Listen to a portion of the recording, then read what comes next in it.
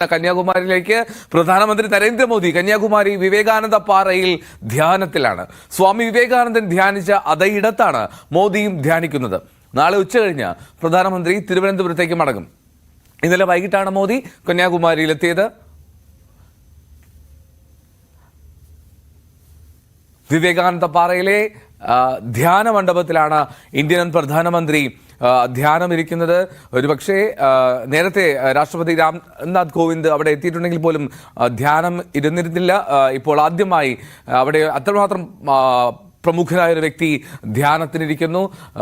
രാജ്യം ഉറ്റുനോക്കുന്നുണ്ട്. അത് പ്രത്യേകിച്ചും തെരഞ്ഞെടുപ്പിന്റെ അവസാന ഘട്ടം ആയ സാഹചര്യത്തിൽ വി അരുൺ ചേരുന്നുണ്ട് കന്യാകുമാരിയിൽ നിന്ന് തത്സമയം. Arun, good morning. കന്യാകുമാരിയിലെ പ്രഭാതങ്ങൾ അത് ഏറ്റവും സുന്ദരമാണ്, ഏറ്റവും മനോഹരമാണ്. എന്താണെങ്കിലും രാവിലെ കന്യാകുമാരിയിലെ കാഴ്ചയോടുകൂടി നമുക്ക് തുടങ്ങാമെന്ന് തോന്നുന്നു അരുൺ. തീർച്ചയായിട്ടും കന്യാകുമാരി പതിവ് പോലെ സുന്ദരമാണ്. പലപ്പോഴും മഴക്കാലമൊക്കെ ആവുമ്പോൾ പ്രഭാത ദൃശ്യങ്ങൾ, അതായത് സൂര്യോദയം കാണാൻ ഇവിടെ വരെ കഴിയാതെ പോകുന്ന നിരാശരായ നിരവധി വിനോദസഞ്ചാരികൾ. പക്ഷേ ഇന്ന് വളരെ സുന്ദരമായ ഒരു പ്രഭാതമായിരുന്നു ഇവിടെ കാണാൻ കഴിഞ്ഞത്. വളരെ മനോഹരമായ പ്രഭാതം.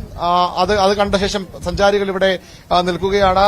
ഈ കന്യാകുമാരി ത്രിവേണി സംഗമത്തിന് തൊട്ടടുത്ത് അവിടെ വിവേകാനന്ദ പാറയിൽ ഇന്ത്യയുടെ പ്രധാനമന്ത്രി ഇന്നലെ വൈകിട്ട് 6:30 മുതൽ ധ്യാനം ഇരിക്കുക. അതുതന്നെയാണ് ഇന്ന് കന്യാകുമാരിയുടെ പ്രഭാതത്തെ ഏറ്റവും പ്രധാനമാക്കുന്നത്, ഏറ്റവും പ്രത്യേകത ഉണ്ടാക്കുന്നത്. എല്ലാ ദിവസവും ഇവിടെ സൂര്യോദയം കാണാൻ നിരവധി ആളുകൾ എത്താറുണ്ട്. പക്ഷേ ഇന്ന് ഇന്ത്യയുടെ പ്രധാനമന്ത്രി ഇവിടെ ഉണ്ട്. അതിന്റേതായ സുരക്ഷാ ക്രമീകരണങ്ങളുണ്ട്. നമുക്ക് മുന്നിൽ കാണുന്ന ഈ പടികളിലൊക്കെ പോയി നിന്ന ആളുകൾ പലപ്പോഴും ഈ സൂര്യോദയം കാണാനും ത്രിവേണി സംഗമത്തിലേക്ക് ആ ഭാഗത്ത് ഇറങ്ങാനും ഒക്കെ എപ്പോഴും കഴിയുന്നു. പക്ഷെ ഇന്ന് അവിടേക്ക് കടക്കാൻ കഴിയില്ല.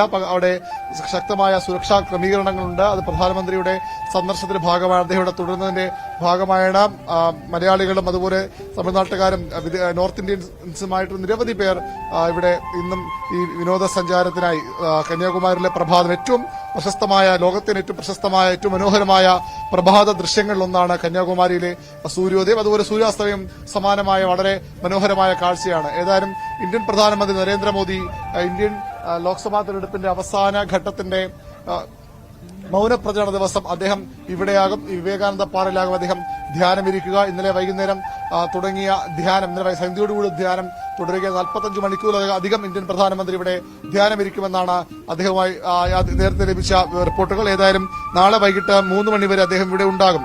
ഇന്നലെ വൈകിട്ട് 5 മണിയോടെയാണ് പ്രധാനമന്ത്രി നരേന്ദ്രമോദി തിരുവനന്തപുരത്ത് നിന്ന് ഹെലികോപ്റ്ററിൽ കന്യാകുമാരിയിലേക്ക് എത്തിച്ചേർന്നത്. അവിടെ ഗസ്റ്റ് ഹൌസിൽ അല്പസമയം വിശ്രമിച്ചു. അതിനുശേഷമാണ് അദ്ദേഹം ഭഗവതി അമ്മൻ ക്ഷേത്രത്തിൽ ദർശനം നടത്തിയത്. അവിടെ ആ ദൃശ്യങ്ങളൊക്കെ നേരത്തെ നമ്മൾ കണ്ടതാണ്. അവിടെ ആരതി ഒഴിയുകയും പൂജാരി ഷോൾ അണിയിച്ച് പ്രധാനമന്ത്രി സ്വീകരിക്കുകയും പ്രസാദം നൽകുകയും ചെയ്തു.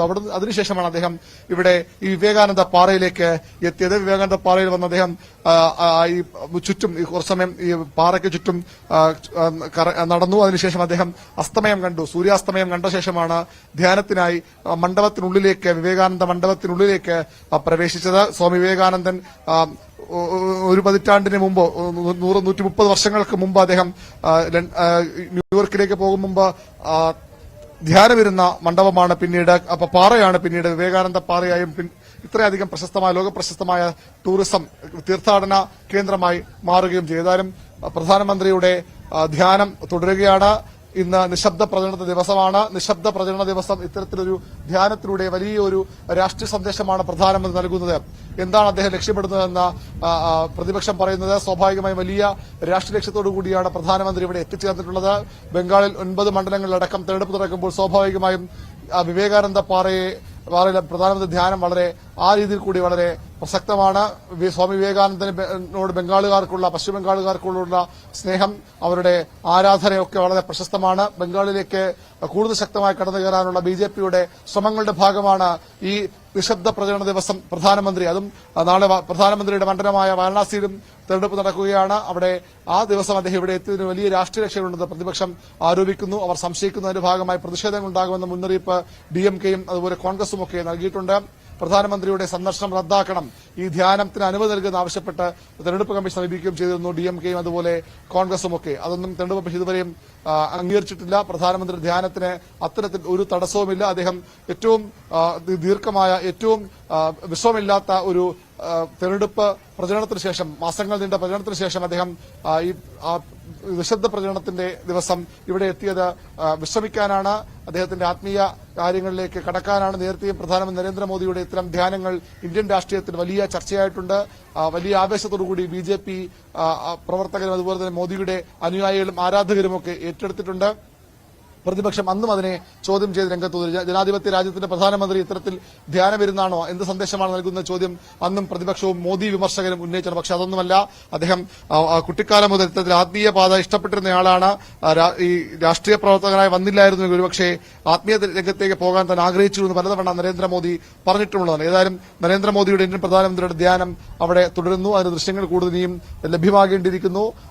കന്യാകുമാരിയിലെ വിവേകാനന്ദ പാറയിൽ ഇന്ത്യൻ പ്രധാനമന്ത്രി ധ്യാനമിരിക്കുകയാണ്. നിരവധി പ്രധാനമന്ത്രിമാർ ഇവിടെ വന്ന് സന്ദർശിച്ച് കന്യാകുമാരിയുടെ മനോഹാരിത, ഈ അത്ഭുതം, ഈ ത്രിവേണി സംഗമ കേന്ദ്രത്തിൽ, ത്രിവേണി സംഗമത്തിൽ ഇവിടെ ഇത്തരത്തിലൊരു പാറയും അതുമായി ബന്ധപ്പെട്ട തീർത്ഥാടന കേന്ദ്രവുമൊക്കെ അക്ഷരാത്തിൽ അത്ഭുതമാണ്. വലിയ ശക്തമായ തിരമാലകൾ വന്നാൽ പോലും ഒന്നും സംഭവിക്കാതെ, നമ്മൾ സുനാമി കാലത്ത് പോലും കണ്ടതാണ്, വലിയ രാക്ഷസ തിരമാലകൾ ഈ തിരുവള്ളൂർ പ്രതിമയുടെ അത്രയും ഉയരത്തിലേക്കൊക്കെ വന്നിട്ടും ഒന്നും സംഭവിക്കാത്ത ഒരു അത്ഭുതമായി ഇന്നും നിൽക്കുന്ന ഈ വിവേകാനന്ദ പാറ, അവിടെയാണ് ഇന്ത്യയുടെ പ്രധാനമന്ത്രി ഈ നിശബ്ദ പ്രചരണ ദിവസം ധ്യാനമിരിക്കുന്നത്. എൽദോ.